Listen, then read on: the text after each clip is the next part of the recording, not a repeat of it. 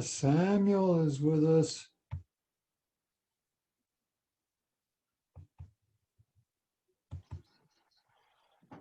Yeah. Let's see who else we've got here. Oh, we got Ben Seaman and Ashley. We've got 3 students so far. That's good. Today's Tuesday, November 10th. Wonder why that's crooked. Maybe we could change it, huh? Should I move this? Yeah, that's a little better, maybe. Not too bad. Okay, well, we've got a couple of minutes. Any of you students have a question for me?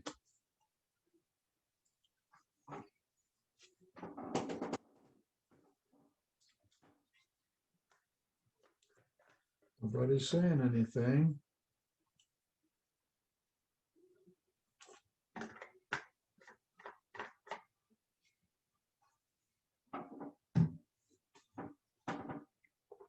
Well, we got a couple of minutes. Here's your chance to ask me something.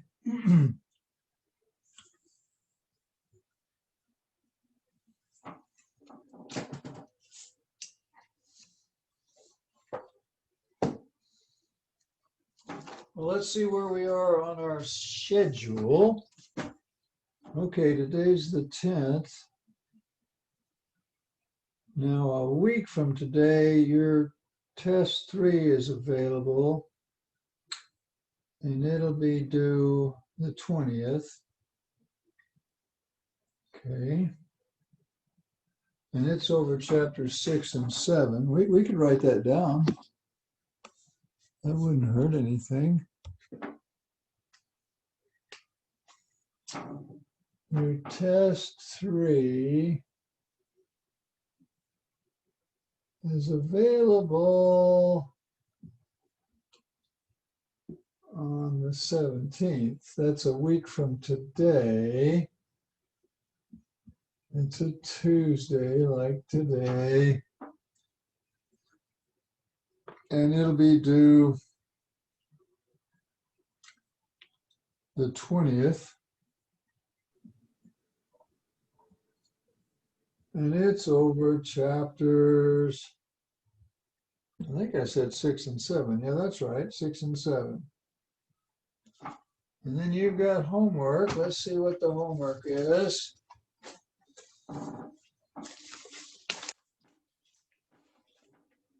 Trying to find the homework here.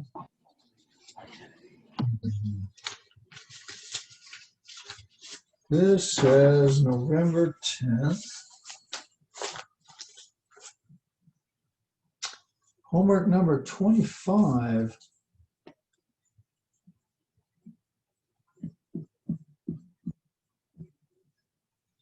Homework number 25, F73, page 381.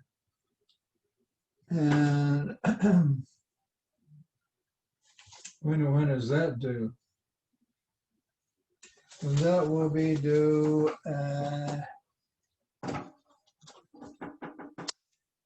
Friday the 13th. Okay. Does that sound right? I think so. It's due Friday the 13th.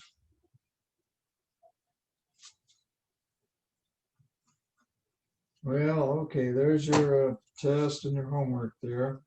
Now, today's topic is the shear formula, and we're going to talk about it. Class is starting. It's 9:30 according to my watch. Let's see what my cell phone says.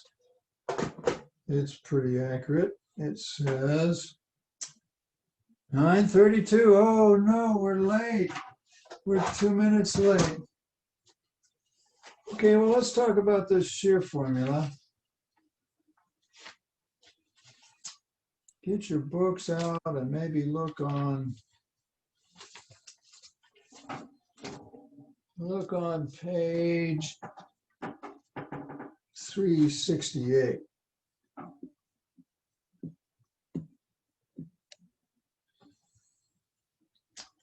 Did you know when you bend, when you have a beam and it's bending, you know if you have bending that you've got what they call bending stress. And we've talked about that. You get compression on the top and tension on the bottom. But did you know you also get shear stress due to bending? And they're explaining this on page 368. They took, it looks kind of like 2x4s there, or maybe 2x6s. They're all the same length. Now, if you had, let me try to draw this. You don't need this stuff here. You can look that up in the Blackboard. That's all under your Blackboard stuff.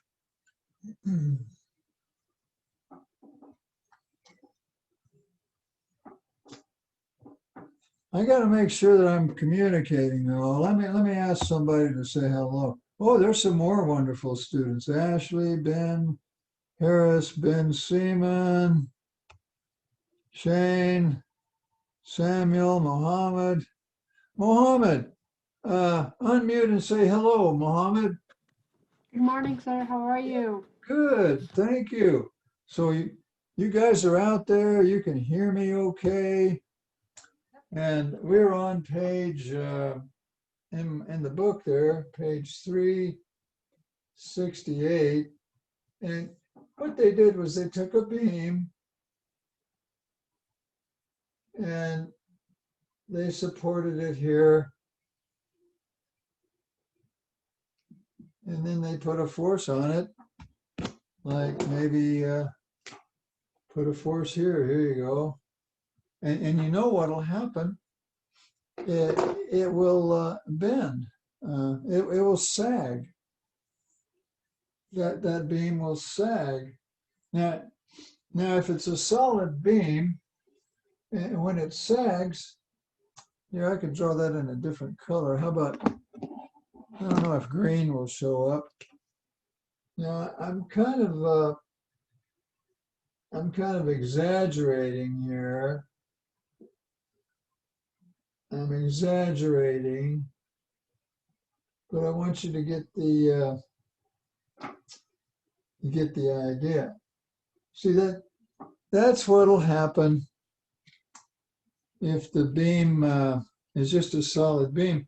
But see, what they did on page 368, they had a beam that had 3 parts. Let's see if I can draw that. They have a beam here, and it's composed of, it looks to me like 3 2x6s maybe. There's your beam. And see, they did the same thing with this beam. They put a force on it. And of course, it's going to sag. If you put a force, of course, you guys know that if you put a force there, there's going to be some forces here going up. Yeah, I didn't draw those, but there will definitely be some forces there going up. Now, what'll happen here, unless those beams are glued really good together or nailed or bolted or something, they might slide a little bit. And it comes out that it does this. It's going to sag. It's so hard for me to draw that. That's why you need your book. But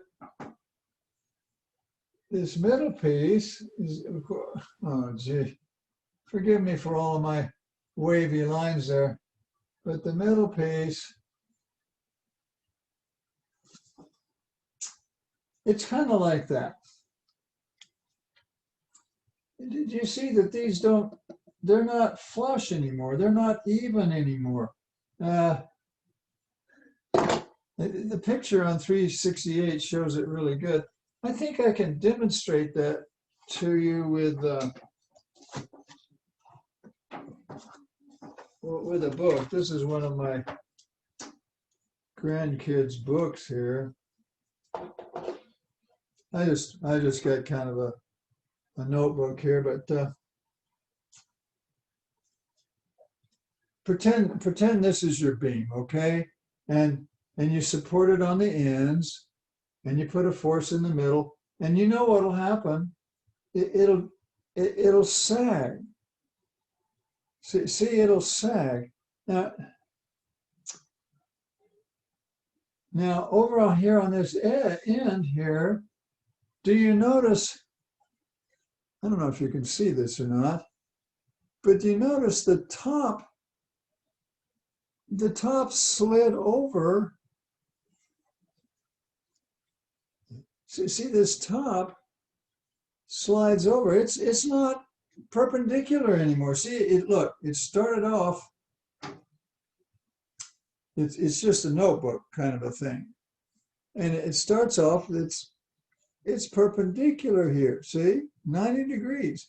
But if this was a beam and you bend it like that, look at this edge here. It's not 90 degrees anymore. The top layer has slid over the bottom layers. I don't know if that made a lick of sense, but I think the picture in the book shows it better. What they're trying to tell you is there's a shear force of this top layer on the bottom layer, and here let me color in this bottom layer. There's the bottom layer. Yeah. Well, there's a force on that bottom layer.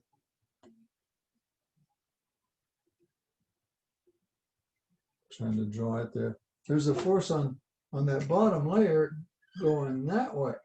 It's a shear force. The top layer slides to the left, and it puts a shear force on that kind of that middle layer there. But Newton's second law says that this middle layer, see, there's a layer above it. I'll try to draw it. If this top layer puts a force on this middle layer going to the left, then the middle layer puts a force on the top layer going to the right.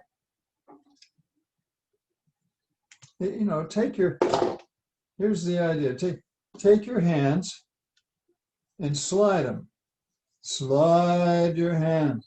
See, my top hand here is putting a force, it's a shear force, on my bottom hand. See, look, I'm putting a force on my bottom hand. It's going to the right on my bottom hand. But the bottom hand is putting a force on my top hand going to the left. It's a shear force. So when you have bending, you definitely get a shear force acting on your layers of your beam, and you get shear stress. Where there's a shear force, there's a shear stress.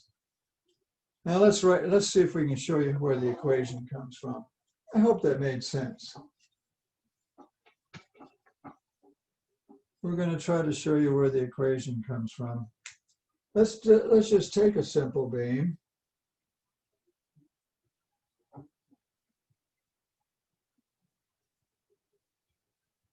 And we'll just have some simple supports here. We'll support that beam. And we'll put a force there in the middle. We can make up some numbers if you wanted. If this was, I don't know, 8 kilonewtons. if this is a very simple situation, it looks to me like you'd have to have 4 kilonewtons here and 4 kilonewtons there. Now I need to involve you guys here before you fall asleep.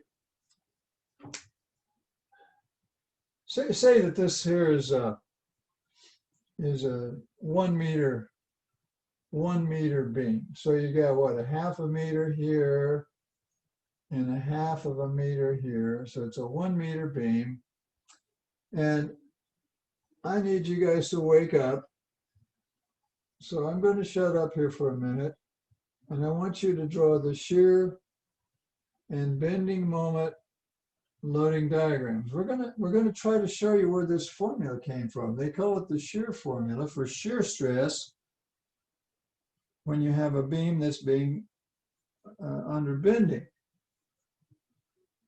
But while I be quiet here for a minute and a half, I want you to draw this the shear force loading diagram for that beam and the bending moment loading diagram for that beam. Go ahead, I'll be quiet.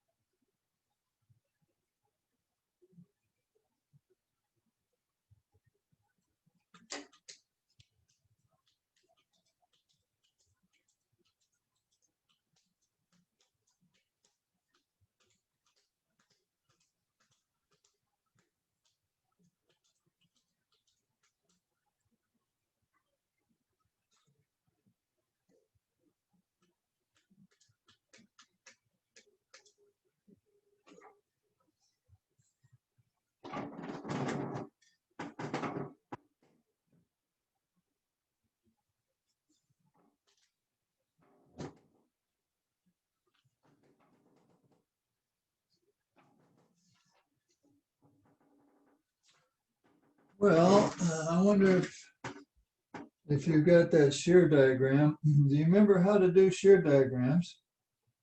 You take a left-hand section. See, if you section this in here someplace,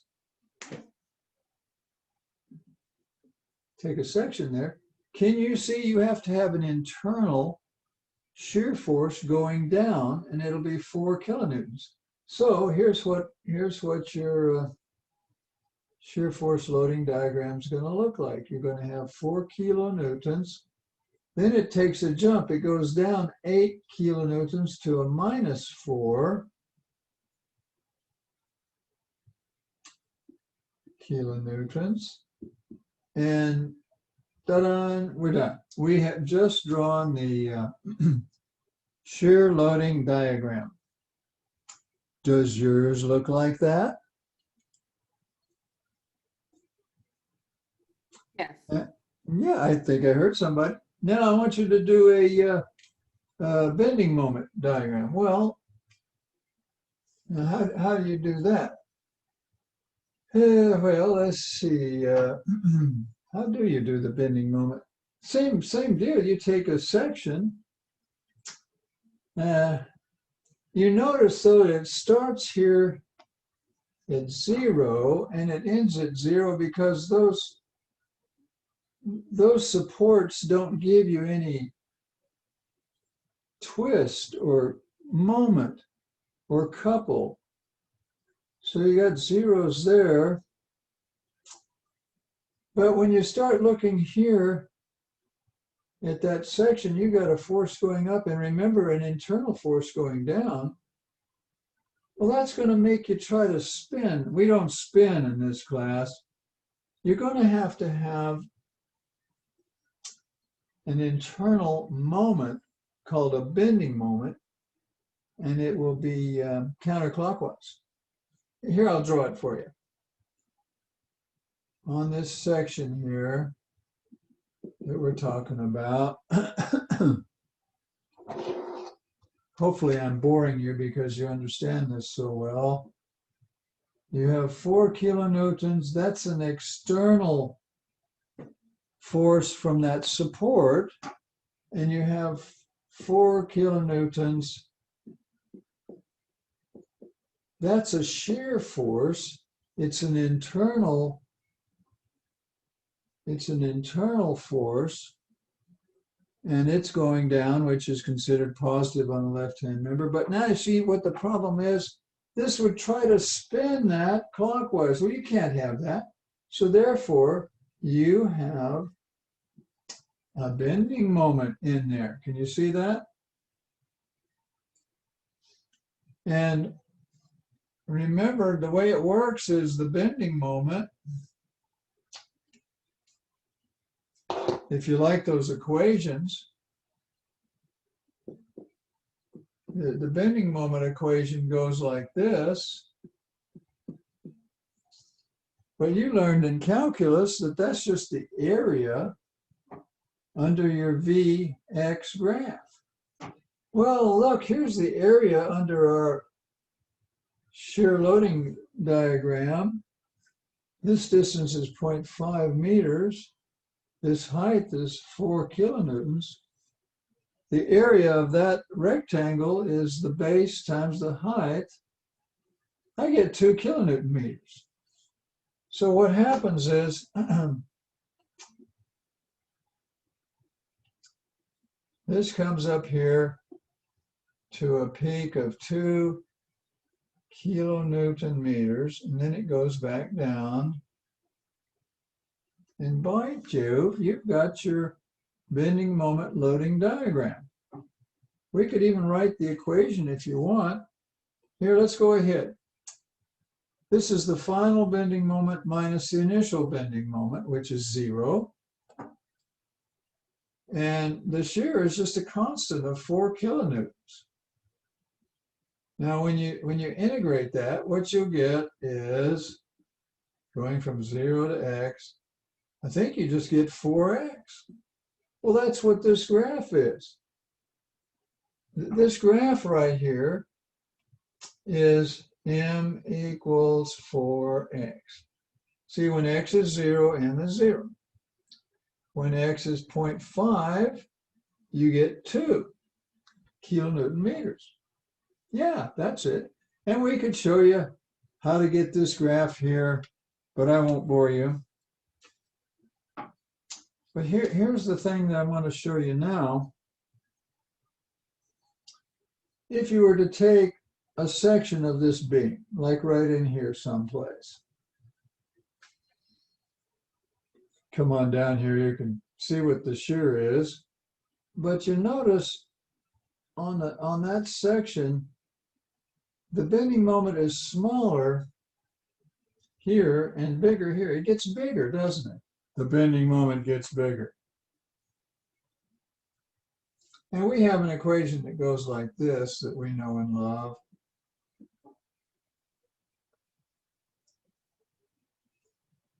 We know what that equation is. That's your flexure formula. And according to it, if the bending moment gets bigger, then the normal stress gets bigger. If you were to look at the stresses acting on a cross section, let's do that.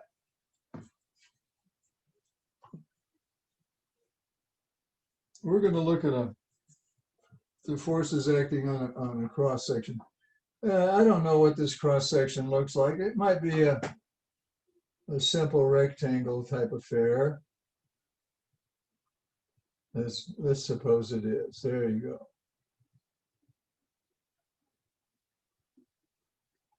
We're trying to look at the forces on this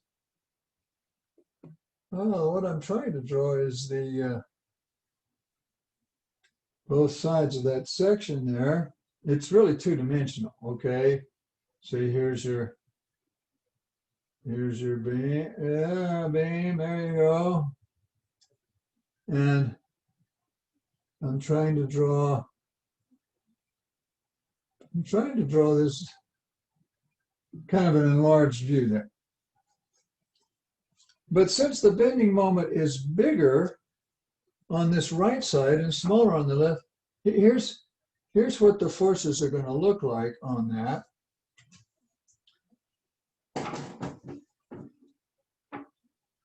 You know it's compression on the top and tension on the bottom, and there's a distribution like this. You've seen these in the book.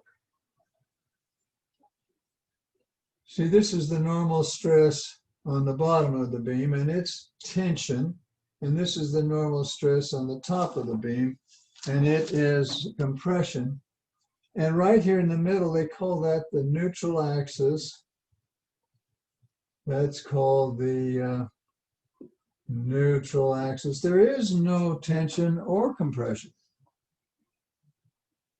But what's interesting is because the stress changes with how big your bending moment is, these will be smaller on this side.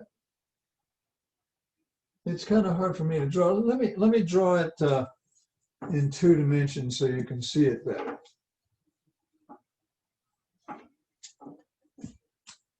I'm going to draw this just in two dimensions so you can see it better. You've got your normal stress here.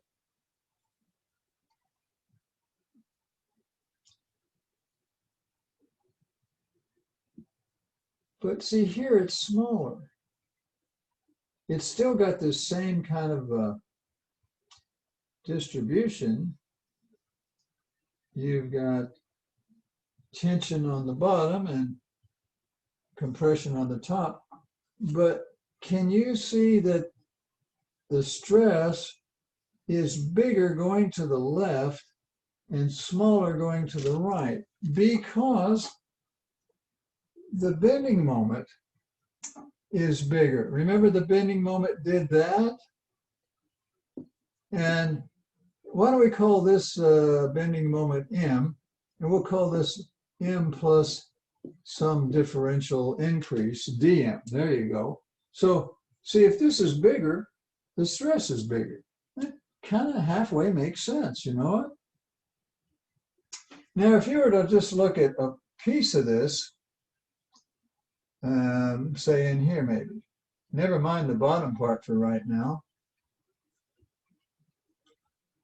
you've got more force going to the left and less force going to the right. We can't have that in this class.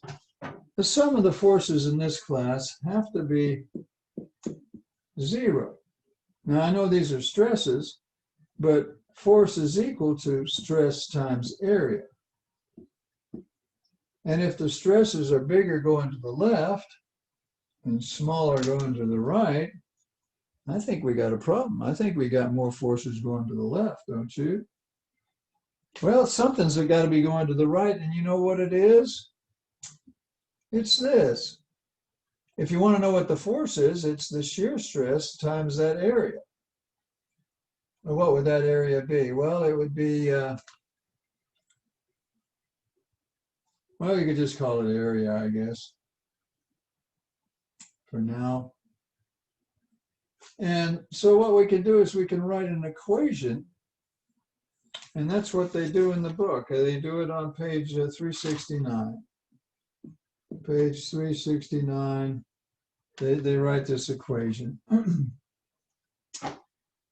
Let me write it. Now, for some reason, they wrote it going to the left is positive. That's okay. We can write our equations any way we want. And so the forces going to the left would be integration of m plus dm times y over I. What I did was I put in the stress. There it is. Now I need to multiply by the area. Okay, so let me do that. Well, there's the forces going to the left. We'll call those positive. Now we'll have the forces going to the right. Well, going to the right, we have m. Now we don't have the dm because it's smaller, remember? You got smaller bending moment times y over I times y dA. They're going to the right. Plus your shear stress times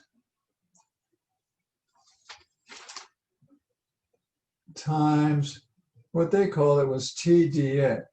I hope you can read my writing. See, dx is going to be this distance here, and T is the thickness here.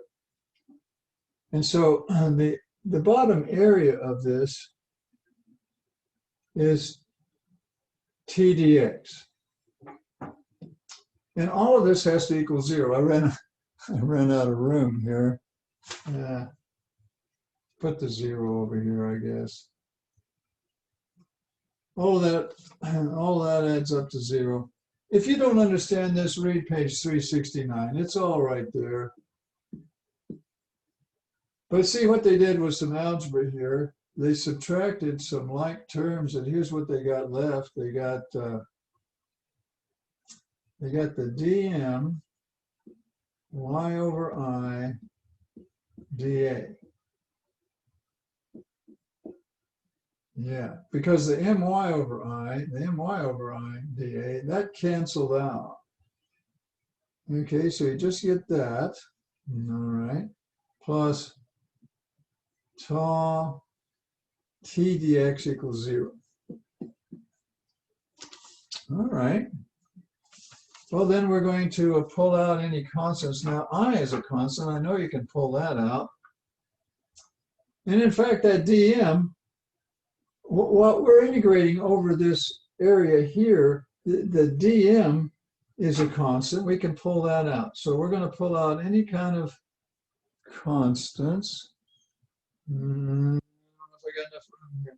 We're going to pull out any kind of constants. And what we got left is a y dA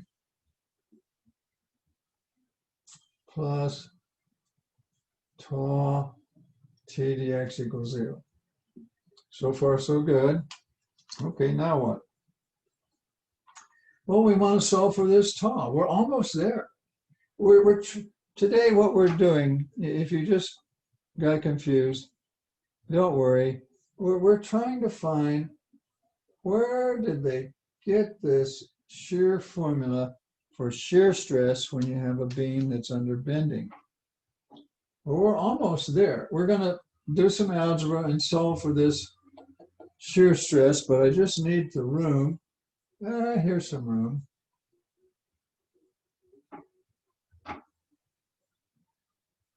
Now here's what I've got so far. Well, when you solve that, you'll get tau equals, what happened to the minus sign? Now, just a minute now. Here's my minus sign. Remember, we said going to the left is positive. So that force that the shear stress supplies is going to the right. It's negative. So this is a negative, according to the algebra. So tau is equal to dm over I. And then you can divide by the T dx. There's a dx and there's a thickness. We'll just put it here. I T dx and integral of y dA.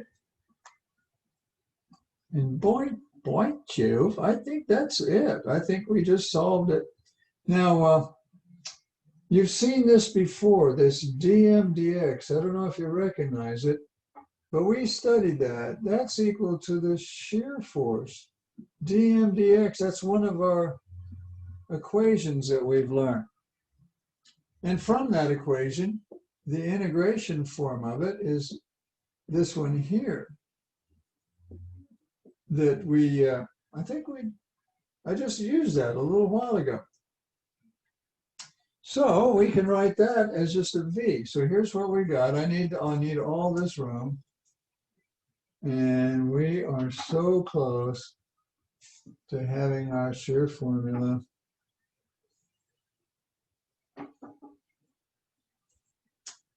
So the shear stress is equal to V over IT times this integral here, y dx. Now they're going to give this integral its own special name. They're going to just call it Q. They can call it whatever they want. It does have a name. It's called the first moment of area.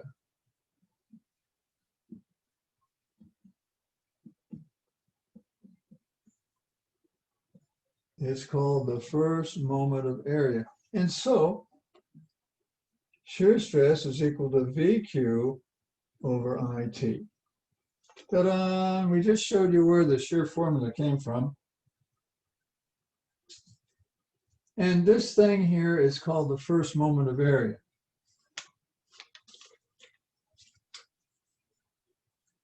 Now, if you squared that and you had y squared dA, that's called the second moment of area.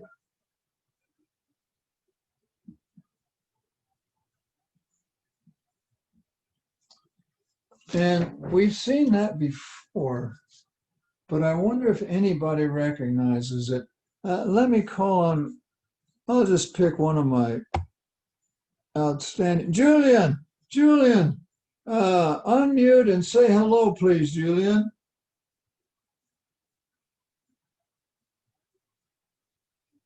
Earth calling Julian. Earth calling Julian. Come in, Julian. Uh-oh. Coffee break. Brian, unmute and say hello, Brian, please.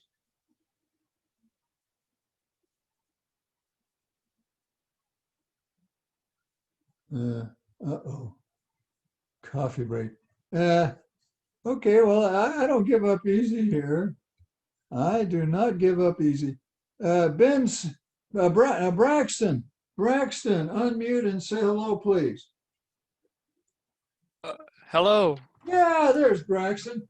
Braxton, we've seen this someplace before.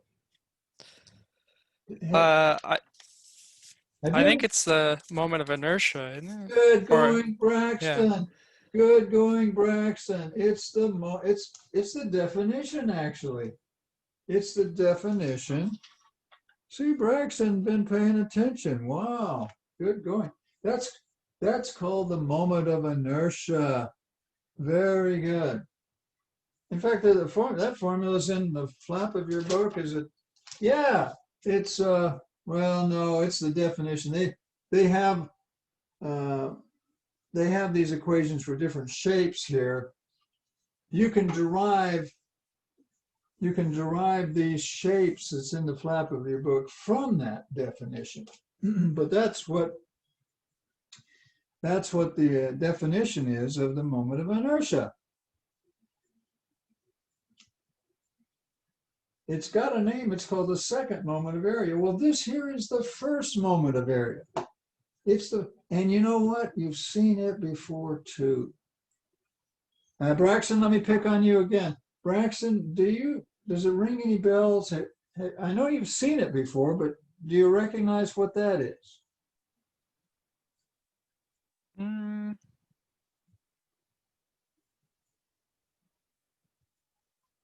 I don't think it rings any bells. No. Okay, that's fine. I love honest answers.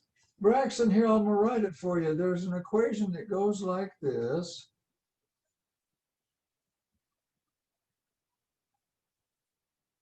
Braxton, That's the equation for what? Do you know what that? The center of gravity or the That's it. That's yeah. it.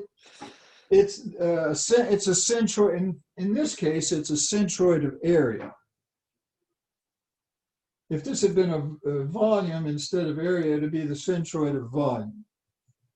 If this had been a weight, it'd be the center of weight or gravity, center of gravity.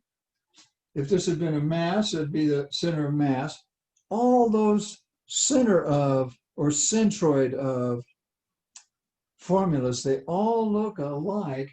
And see, the numerator, they all look kind of like that.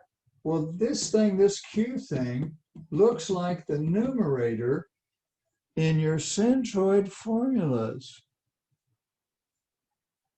Well, now you know what it is, and we've talked about the shear formula now, and now we're gonna use it, and we're gonna find the we're gonna do some problems, and we'll find what those shears are. Now, I showed you guys this picture. Let me show it to you again. If you happen to have your book where you can get to page 377, there's a picture of a beam that's split right down the middle. There's this beam, and it's split right down the middle. It's got this ugly crack on page 377. Do you see it? If anybody out there can see that on page 377, just say, uh-huh.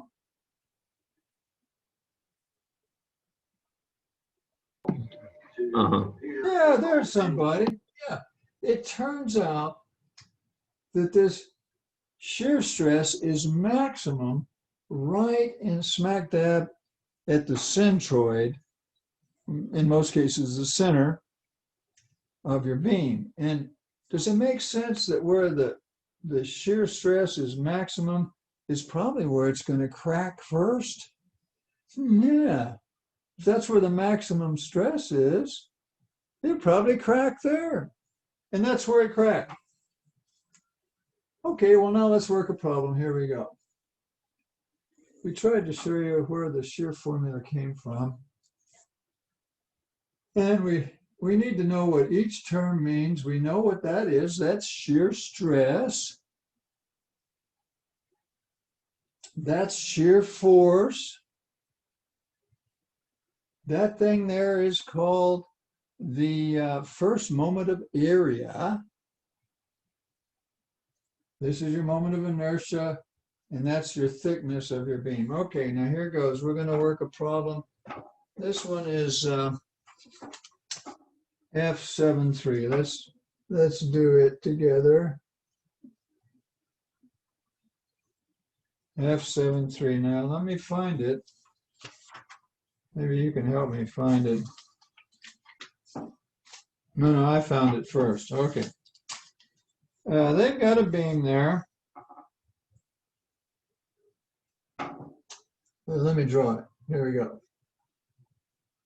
You've got a beam.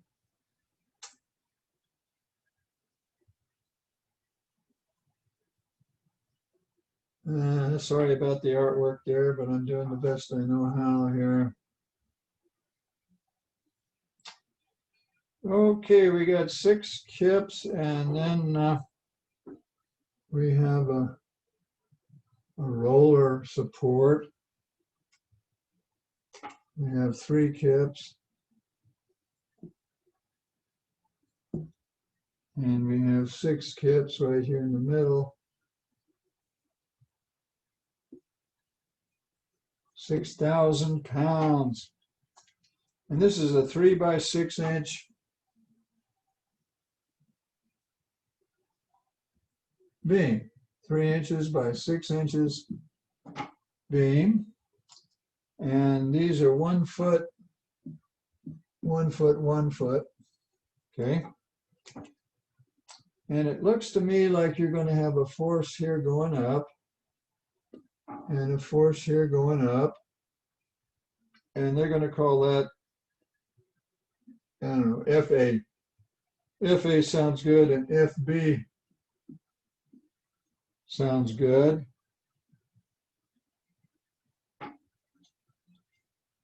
And what I want you to do, first of all, I'll shut up again for a couple of minutes.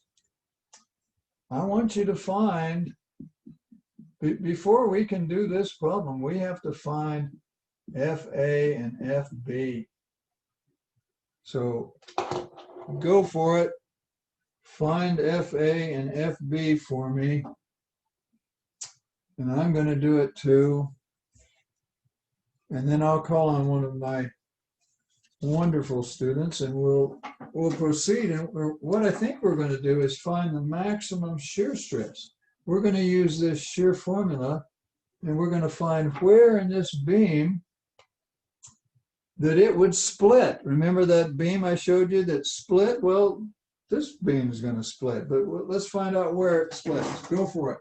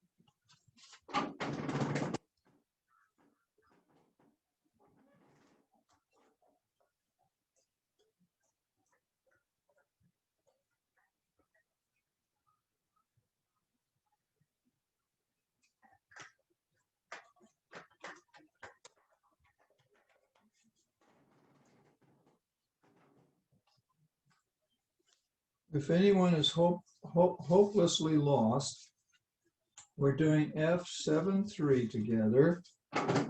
It's on page 381. And right now we're trying to find FA and FB. Now I did that, and here's what I found. I found FB is 7.5 kips, and FA is 1.5 kips, or that it's 1,000 pounds is what it is. And I need to hear some uh-huhs if that's what you got. See, they add up to 9, and these add up to 9.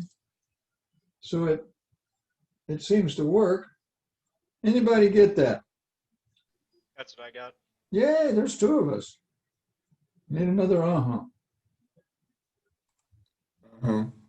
Yeah, I'm not sure whether that was an uh-huh, but it was a nice sounding grunt. Professor, can you show us how to do that? I can't remember how you get that. Thank you so much for asking. What you do is you take the moments about maybe A, that'll work. And what you have is 6. It's a -6. Now who is this that's asking me this? This is Ben Harris. Ben Harris. Appreciate you asking, Ben. It's 6 times 1 foot, but Ben, how come it's minus? Because it would push it in a clockwise direction. You got it. He understands. Now this one's going to be plus FB times 2 feet. And this is minus 3 kips times 3 feet equals 0. And Ben Harris, I know you can find FB from that, can't you?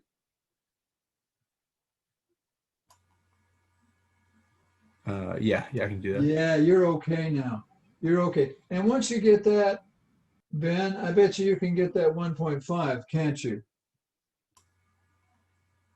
Yeah, I bet I can figure it out. I bet you can.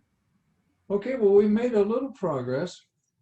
Now, our next little chore is to draw the shear loading diagram. See, if you want the maximum shear stress, then you want the maximum shear force. That makes good sense. Okay.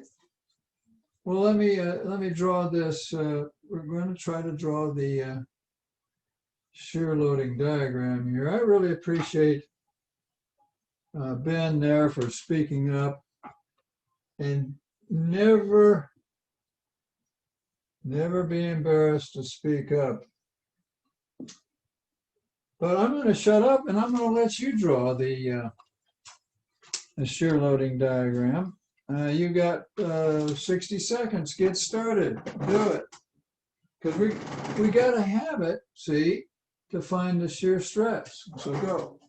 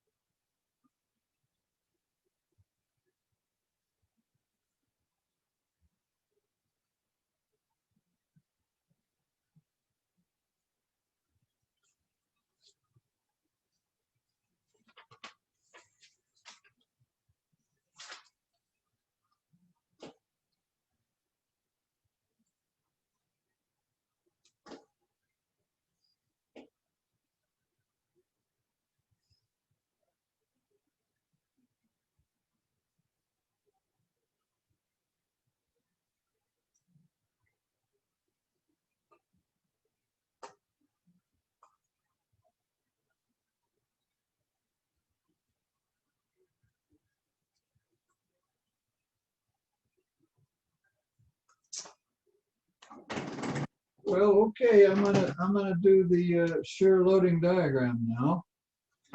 And you remember how to do that. You take a left-hand section.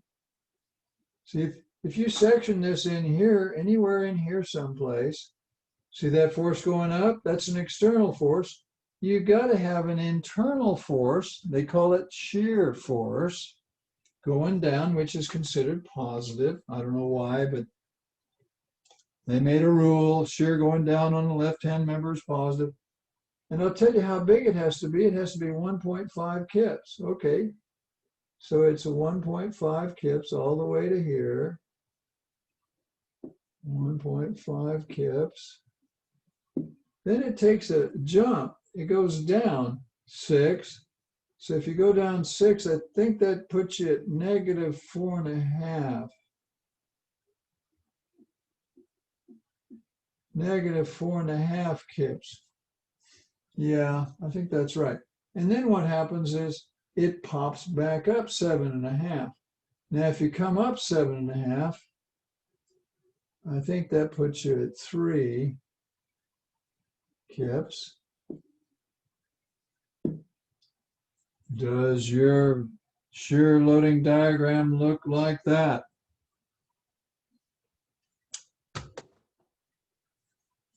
Okay. I need to hear at least one uh-huh. Uh-huh. Yeah, there's one. Good going. Okay, now let's see where we are now. Oh, we found the maximum shear force. It's 4.5 kips. Here, let me write these out for you. What we're going to plug in here is 4.5 kips, because does it make sense? To get the maximum shear stress, you'd want to have the maximum shear. That makes sense to me. Now let's figure out this moment of inertia. For a rectangle, it's 1/12 the base times the height cubed. I think I derived that formula for you one day. It's in the flap of your book. It's right there where my thumb is wiggling. So in this case, it's 1/12 3 inches times 6 inches cubed. Let me do that. 1/12 times 3 times 6 cubed. I got 54 inches to the 4th.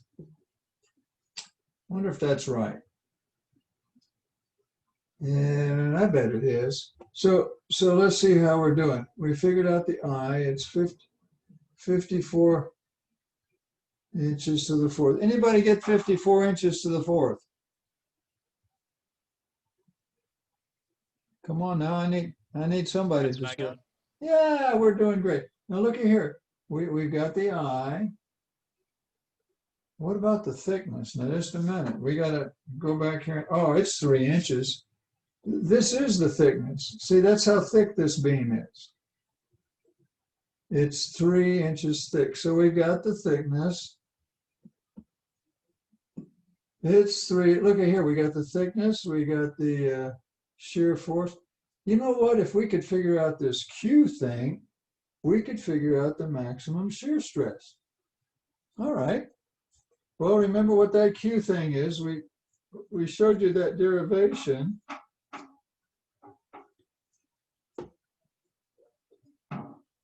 Q is the first moment of area. Now here's how you get it. I think I've told you that if you want the maximum shear stress, it's going to occur right here in the middle. So to find the Q, the first moment of area, the area we're talking about is this area here. Let me color it maybe. We'll color it green. How's that? Here's the rules. To find Q, first draw a line where you want to find Q at. There's my line. I could have drawn a line any place and we could have found Q at other places, which would have given us the stress at different places. Do you understand? But I've told you guys that the maximum stress occurs at the centroid. So that's where we're going to draw a line. And then what you do is you color the area above the line. Well, I just colored it. Then you put a dot right there. Instead of doing an integration, we don't need to integrate. We're just going to go the sum of yi ai. But you don't even need the sum of, because there's only one area. Forget the sum of. All we need is this yi and the ai. Can you read that writing? That's too faint. Let me make that nice and dark so you can read it. See, we don't need to integrate anything. We just have an area and a distance. Now here's our distance. That distance, I got to think about it now. I think it's 1.5. From here to here, it's 1.5 inches. And the area is, I think it's 9 square inches. It's 9 square inches. Because see, this is 3. That's 3 inches, and this is 3 inches. 3 times 3 is 9 square inches. Okay, so if we have 1.5 times 9, I could almost do that in my head. I think it's 13.5. But you better double check me. Inches cubed. 1.5 times 9. Let me do that. I don't want to miss this. 1.5 times 9. Yeah, it's 13.5. Hey, look at here. We got everything. All we got to do is plug all this stuff in. Do I have room down here? Maybe. we're going to get the maximum shear stress. And it's going to be 4.5 kips times Q, which is 13.5 inches cubed, divided by I, which is 54 inches to the fourth, times T, which is 3 inches. Okay. Plug all that in, and we should get the maximum shear stress. Go for it.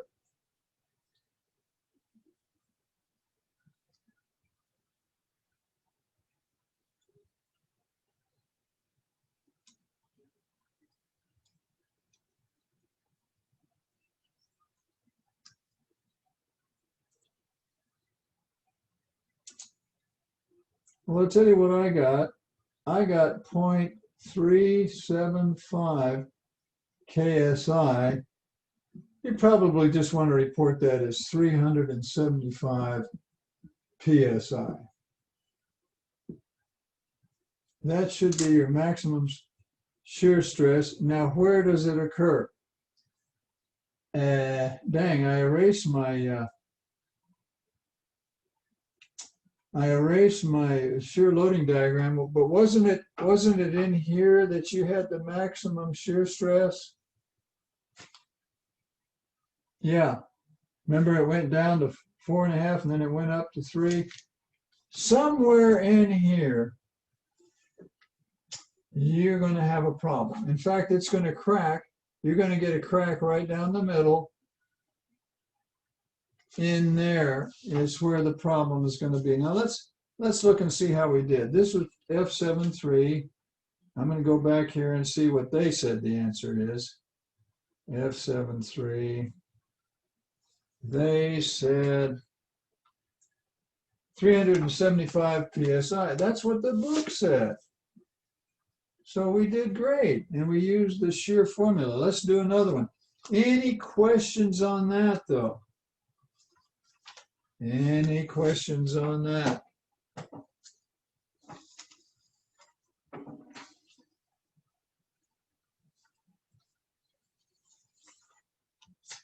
Well, I don't hear any questions. Maybe you're all right. I don't know. I'm kind of worried about you, though. A little bit worried.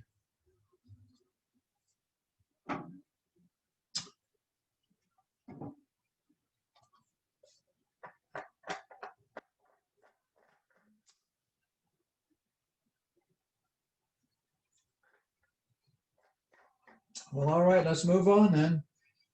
I hope you're okay. Let me make a little room here.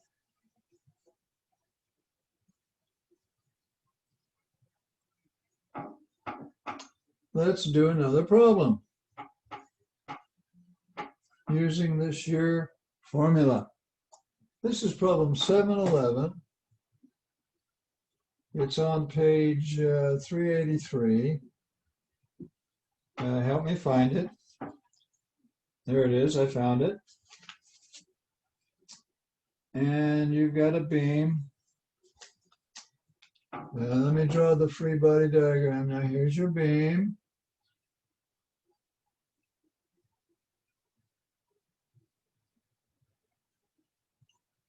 You've got a support at B right in the middle. And looks like a pin support at A.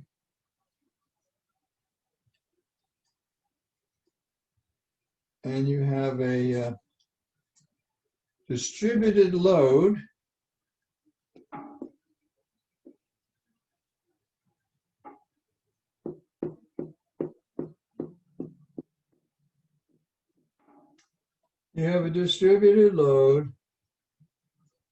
equal to 50 kilonewtons per meter.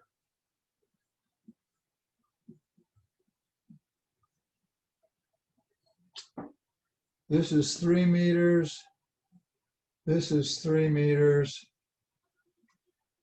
Overhang beam uniform distributed load. Find the maximum shear stress in the beam. Okay, now here they drew the cross section. It's 30 by 100 millimeters. Okay, well that's the problem. Now, the first thing we have to do is we got to find out these forces at A and B. Now, let me get some red color here. I think there's going to be a force going up at B. Now, I don't know about A. We'll worry about that in a minute.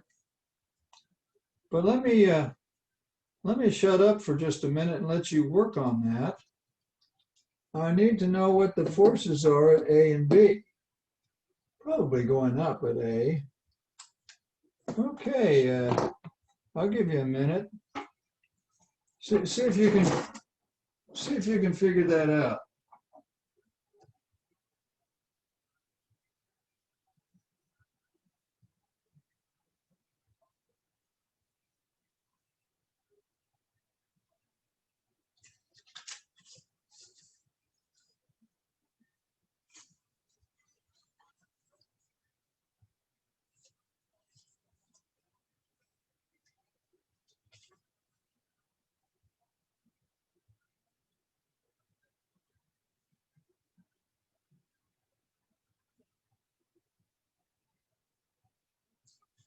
Right now, for those of you that are totally lost, we are doing problem 711 on page 383.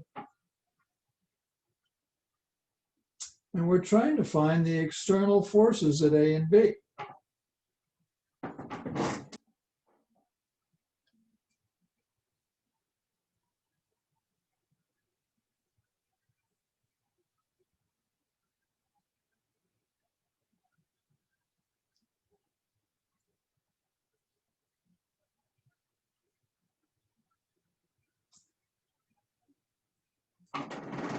Well, I wonder if anybody's got that. I'll call on somebody here. We'll see. Ashley, you've always helped us so many times. Unmute and say hello, please. Hello. Ashley, do you know what the forces are at A and B? Is it 0 at A? I think it is. I don't think there is a force at A. There's no force at A. What about B? 300 kilonewtons? I think it's 300 kilonewtons. Very good. Because see, this thing here, the resultant is 300 kilonewtons. Very good, Ashley. Proud of you. Hey, I think we're And done. on your Yeah, go ahead. 100 by 30 millimeter, isn't it 50 instead of 30? Did I do something wrong, Ashley? Just a minute here. 50 instead of 30. You lost me. Say that again, please. In the book, does it say 50 instead of 30 by your 50 millimeter? Well, I wrote 50 kilonewton per meter. No, on your cross section, I think. Yeah. Oh, yeah. Hey, Ashley came out red, Ashley.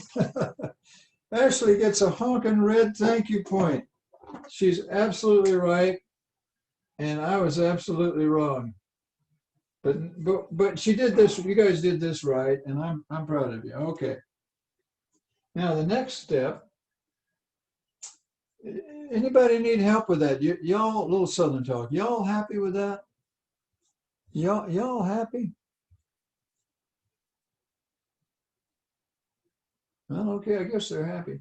All right, now the next step is we're going to draw the shear loading diagram. See, we're going to have to find, what are we supposed to find? We want the maximum shear. We need this shear loading diagram to find the maximum shear. So that's what we're going to do. We're going to do the shear loading diagram. All right, again, I'm going to shut up for a tiny minute. And I want you to see if you can draw the shear loading diagram. Go for it.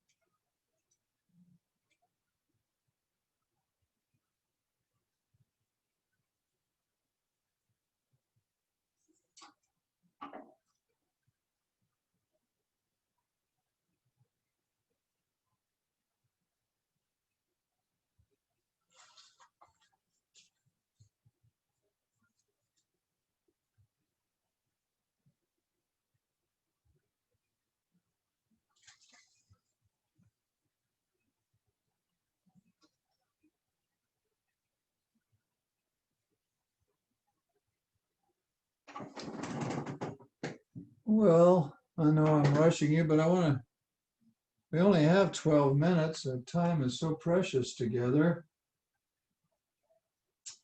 There is no shear force at the very beginning and at the very end because there's no external forces acting there. And then there's an equation that goes like this.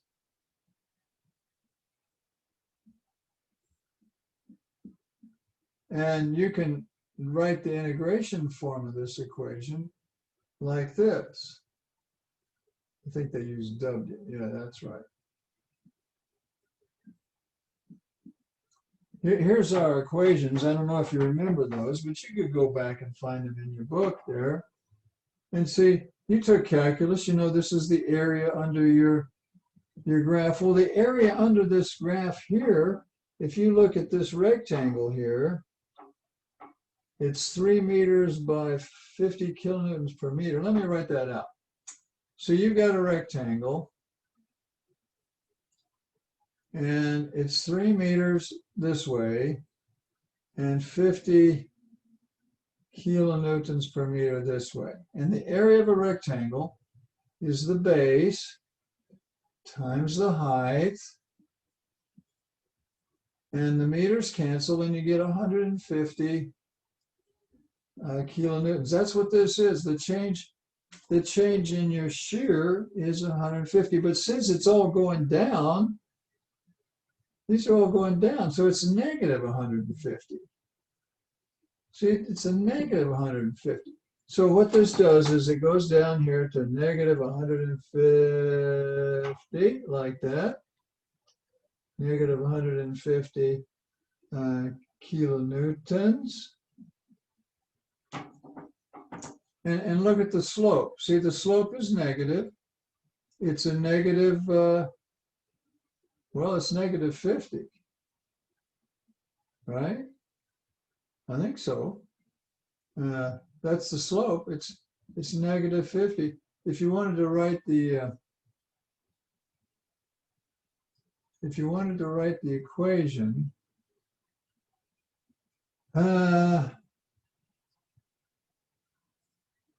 getting mixed up now. This equation here, V equals negative 50x. See, when x is 0, V is 0. When x is 3, it's negative 150. Yeah, there you go. So we got the equation. And then here it goes back up there, like that. No, it doesn't either. That's wrong. Here it takes a 300 kilonewton jump straight up like that. And then it has the same slope like that. There we go. This is a plus 150 kilonewtons. So your maximum shear force is going to occur right here in the middle of this thing. So we're coming right along. We're making progress. We found the maximum shear force. It's 150 kilonewtons. Now let's find the moment of inertia. Well, to do that, we can get that. The moment of inertia is 1/12. Put it in meters though. Go 0.050 times 0.100 cubed. And we'll get the moment of inertia. Here goes. 1/12. 0.05 times 0.1 cubed. I'll tell you what I got. I got the moment of inertia, 4.16, a whole bunch of sixes, 10 to the minus 6 meters to the fourth. So look here, we got the moment of inertia, we got the maximum shear. And what's the thickness? Well, the thickness is, I know what that is. That's 0.05 meters.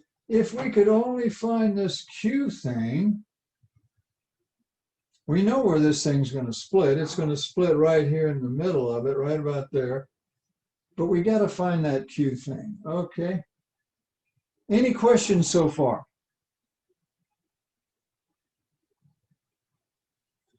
All right, we got to find this first moment of area. I need a little room to do that. Hate to erase that. Here's the secret. If you want to find the first moment first moment of area, you draw a line where you want to find it. Right there is my line. I want to find it there in the middle because that's where your maximum shear stress will be.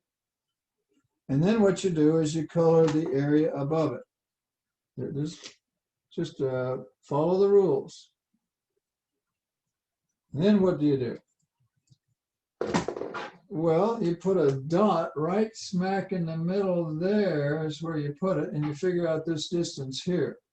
Now that's going to be 25 millimeters, isn't it? I think that distance is 0.025 meters. Okay, so we can get our first moment of area. It's 0.025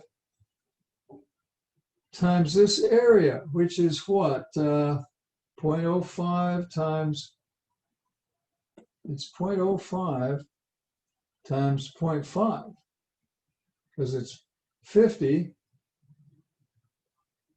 by 0.05. Did I do that right? No, it's 0.05 times 0.05. Just about goofed up there. I think this distance is 0.05.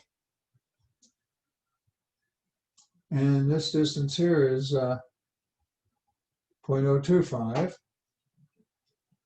All right, so Q is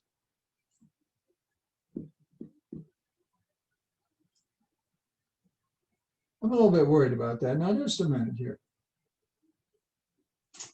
This is 50 millimeters. That's 50 millimeters is 0.05. Okay. I don't think I drew this very good. Let me draw it where I'm happier, okay? I need some room here. This thing is 50 by 100.